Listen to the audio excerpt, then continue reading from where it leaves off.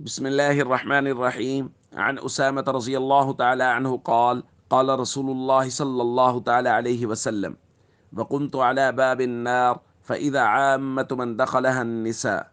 رواہ البخاری۔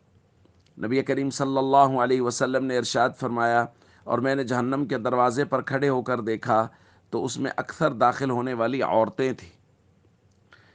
یہی مضمون بخاری شریف کی ایک دوسری روایت میں ہے۔ تو صحابہ اکرام نے عرض کیا، بما یا رسول اللہ، یا رسول اللہ ایسا کیوں ہے کہ عورتیں زیادہ کیوں ہوں گی جہنم میں؟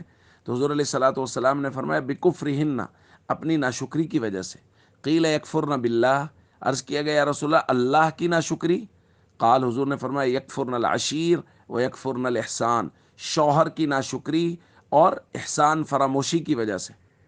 پھر حضور علیہ الصلوۃ والسلام نے بیان فرمایا، لو احسنت الی احداہن الدہر کلہ، اگر تم کسی عورت کی طرف ساری زندگی احسان کرتے رہو، ثم رأت منک شیئا، پھر وہ تم سے کوئی ایک چیز ناپسندیدہ دیکھ لے یا کوئی ایک مطالبہ ان کا جو پورا نہ ہو سکے، تو وہ کہتی ہے، ما رأیت منک خیرا قط، میں نے تو ساری زندگی تم سے کوئی خیر دیکھی ہی نہیں، تم نے ساری زندگی مجھے کیا سکھ دیا ہے؟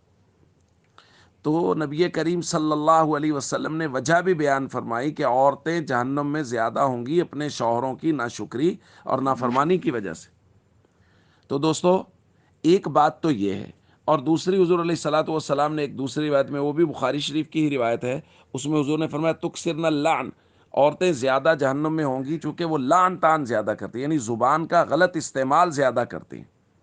تو ہمیں یہ پیغام خواتین تک ضرور پہنچانا چاہیے کہ وہ ان دو باتوں میں بہت احتیاط کریں۔ ایک تو زبان کا استعمال بہت احتیاط سے کریں، جھوٹ، چغلی، بہتان بازی اور لعن طعن سے بچیں، اور دوسرا، اپنے شوہر کی ہمیشہ فرما برداری بھی کریں اور اس کی احسان مند رہیں۔ اگر خدا نخواستہ کبھی کوئی ایسی چیز جو خلاف مزاج سامنے آ جائے شوہر کی طرف سے، یا کوئی مطالبہ جو پورا نہ ہو سکے، تو اس کے باوجود بھی ناشکری نہ کریں، بلکہ ہمیشہ شکر کے کلمات زبان پر رکھیں، تاکہ قیامت کے دن اللہ رب العزت جنت نصیب فرمائے۔